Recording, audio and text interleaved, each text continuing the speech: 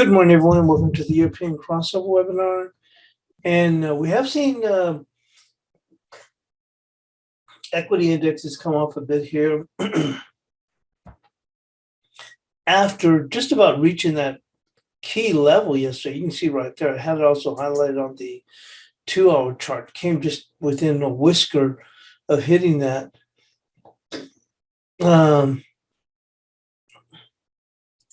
You can see that right there. I think the high was like 47, 48.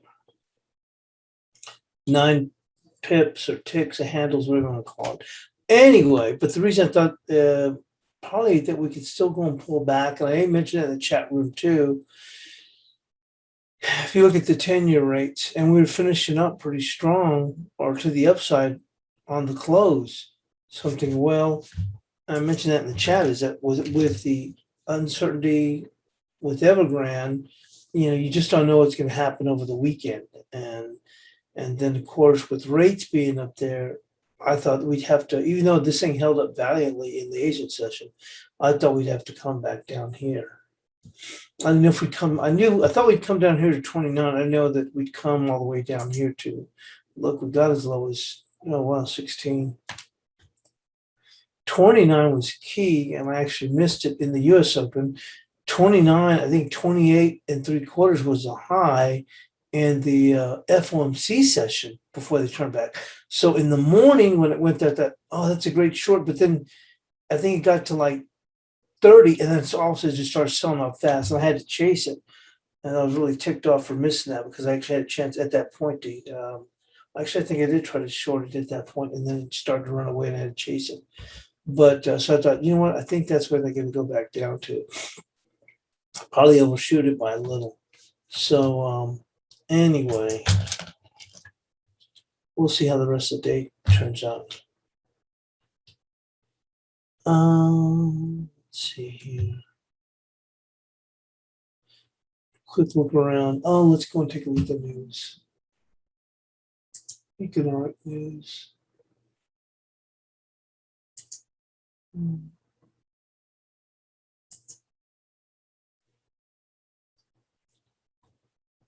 Today we did have German IFO. That came out at 98.8, and the forecast was for a 98.9. So pretty much right on the spot. Previous was 99.4. Business confidence out of Italy was 113. Previous was 112.6. Oh, no, that was the forecast, was 112.6. No real data until we get into the States. Actually, not even then either. We do have some speeches. Bank of England's Tenrero, whatever his name is. That's going to be at 9 a.m. Eastern. And then at 10 a.m. we do have Fed Bowman speech, Fed Powell's. Clarita's going to be speaking. And then we do have new home sales. That's 10 a.m. Eastern, and that's going to be the only data.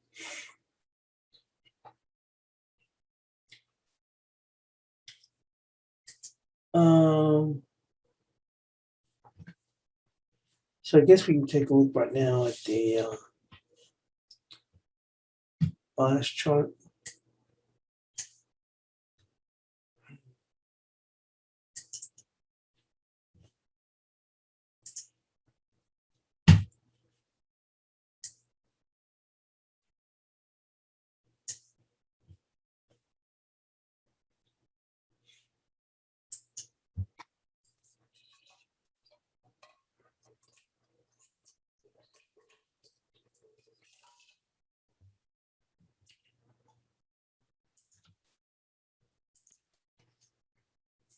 Well, 1750 still holding like a champ.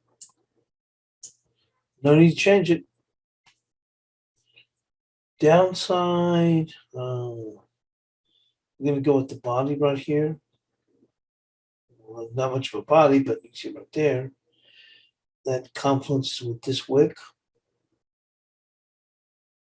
That's going to be 1708.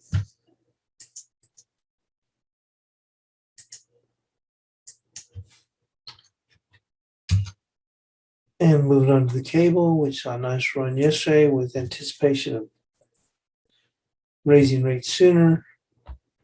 We had 36.98, but you can see where they ran to, right to this 37.52. Well, of course, that was a bit of a surprise thing about the rate thing, but 37.52, that makes sense there, what it ran to. Once again, it sounds like a broken record, but folks, it's all about the levels.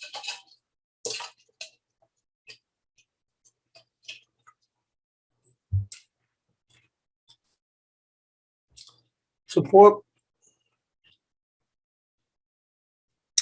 You can see right here, and we'll just take the low of this little wick, which isn't much beyond that. 36.79.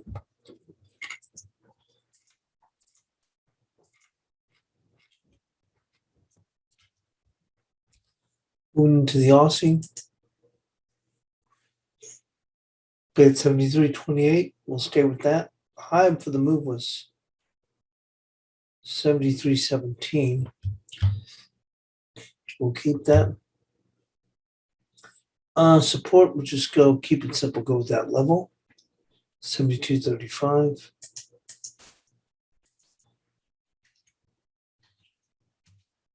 And on to the dollar yen. Well, we were able to pop here. Look at this. We had our resistance at 10.26. Kind of looks like a pivot. So we got above that 10.26, and they really kept pushing them up higher. I saw one is at 10.15. I think I even saw it at 10.19, but obviously it kept pushing higher. But good reason, because look at those rates. 10-year 141. That makes sense. Resistance will be right there at that level. 10.61.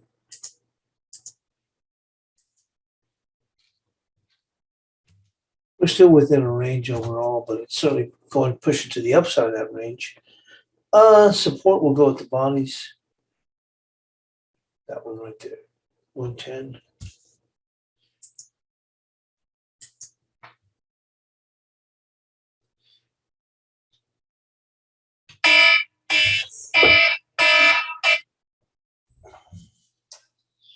Let's see.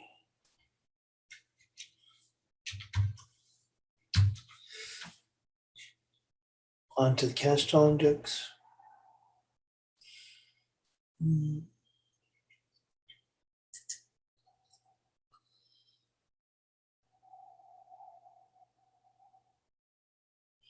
They turned lower here. We'll go with this body. 93.43.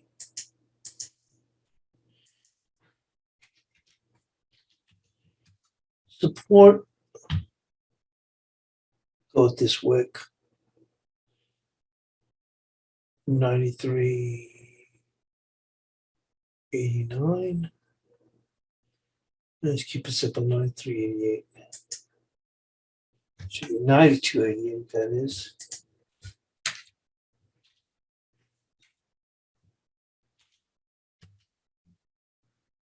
And on to Bitcoin.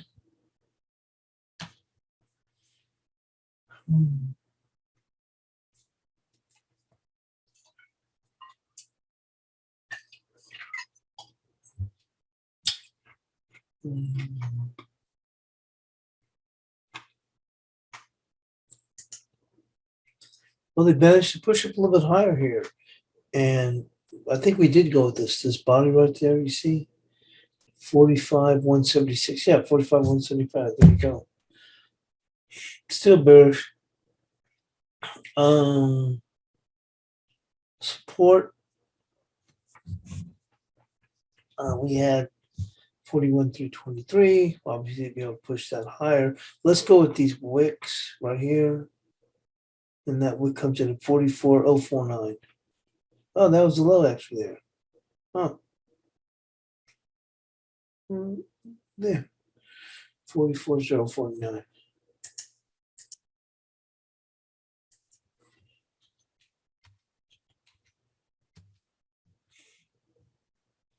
Moving into the S&Ps. That got up a little bit higher than we thought. Pretty decently higher. This is what we had here.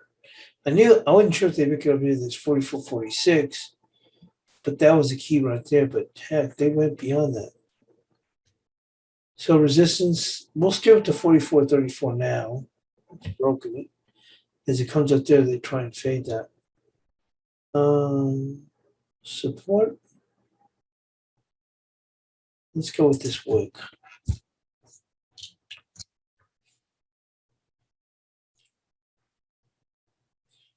44.05. Wow. Thing is, with these rates, and from what I understand or heard people commenting, this pretty much came out of nowhere. No one really expected it. So, and I saw what George Perk was saying.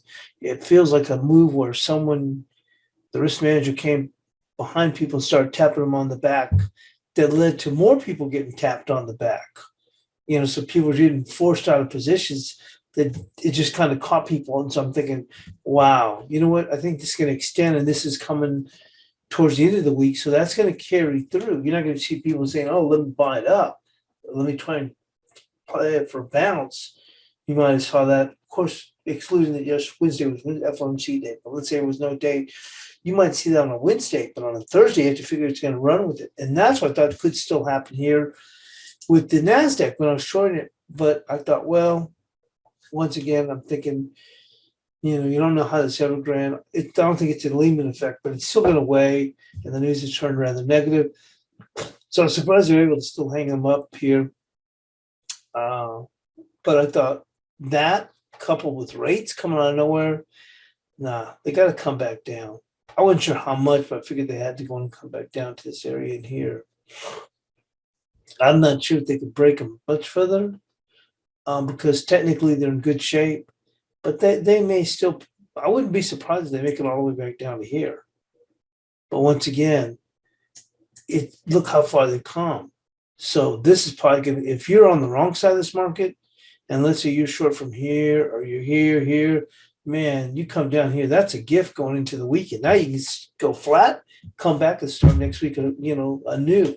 So that's why at this point, I don't think I would do anything, but it wouldn't surprise me. Maybe because of rates, you could maybe see this thing slide all the way back up down here, potentially.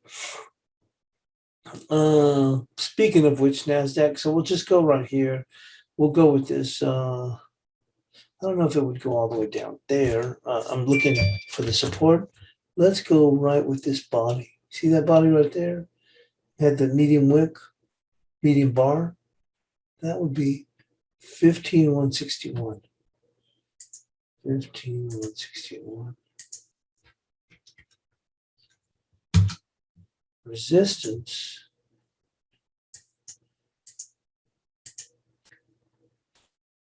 would be, let's go with this body right there. See that? That close. Oh, that's a bit of a stretch. I don't know if it'll make it all the way back there to 294. Let's take a look at the 15-minute.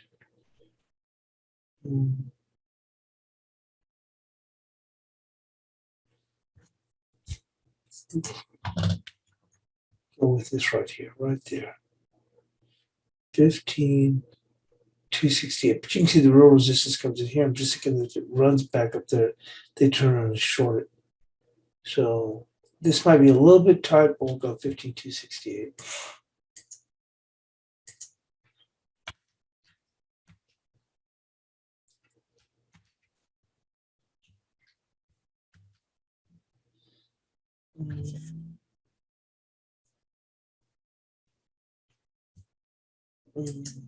Go fool's gold.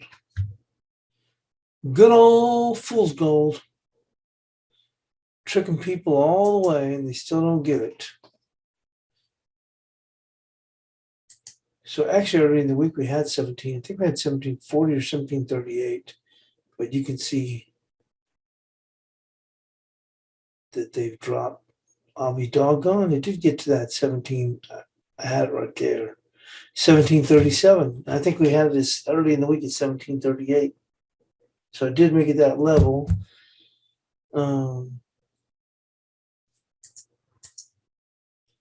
Look at that. Nasdaq, look, 15,216 now. Holy smokes. But like I said, you have to figure with these rates, that and coming out of nowhere, you see, and that was the biggest move. I think it's the highest rates have been since February or something like that. And then it wasn't like this was already down. This was, matter of fact, we kept going higher. And I was like, I couldn't even figure out why it kept going higher. I'm like, I just don't see it. And then in Asia, it yanks down and they jump it right back up. I'm like, holy smokes. But I would not like to do that, but I was willing to go and ride it out over the weekend. I'm like, no, I still don't see it. It's got to come back down. But I have no interest here. I'm just saying is that you might even see them jumping right back up. And I'll show you what it looked like in Asia. Look at this crap. They sell it down and look at that. They bounce it all the way right back up here. Like, what the F is up with that? They sell it down here and they bounce it right back up again. Finally, this sucker started to pull back.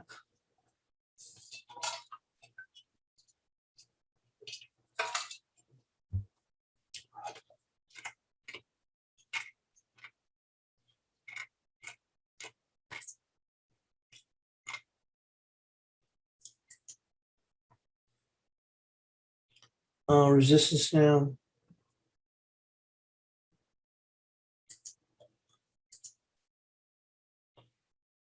$17.63.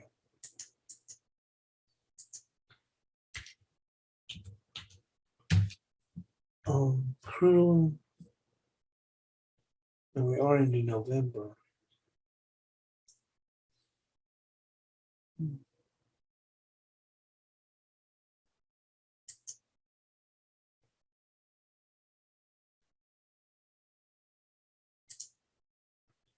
Yeah, we're still waiting. What the hell up in here?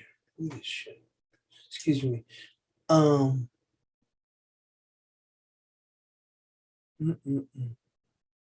Just going with that high right there, and it got above it, but we're holding there. 73.59.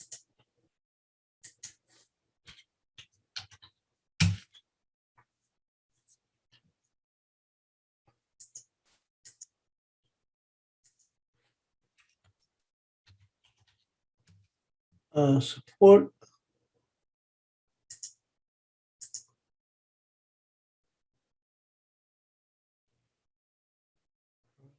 There. I have to go with this wick right here. Let's pull this back here.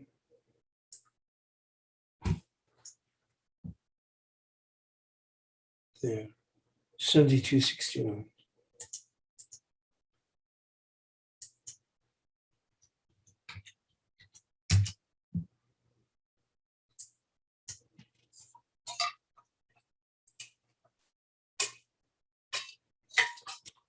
Look at Nasdaq on the profile.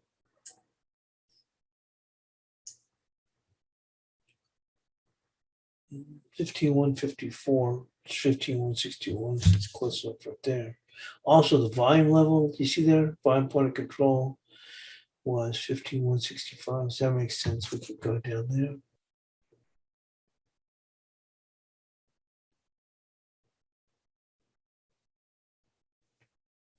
And that's going to be it. I mean, it's just a relatively quiet session. We're just hanging around down here. So not a whole lot.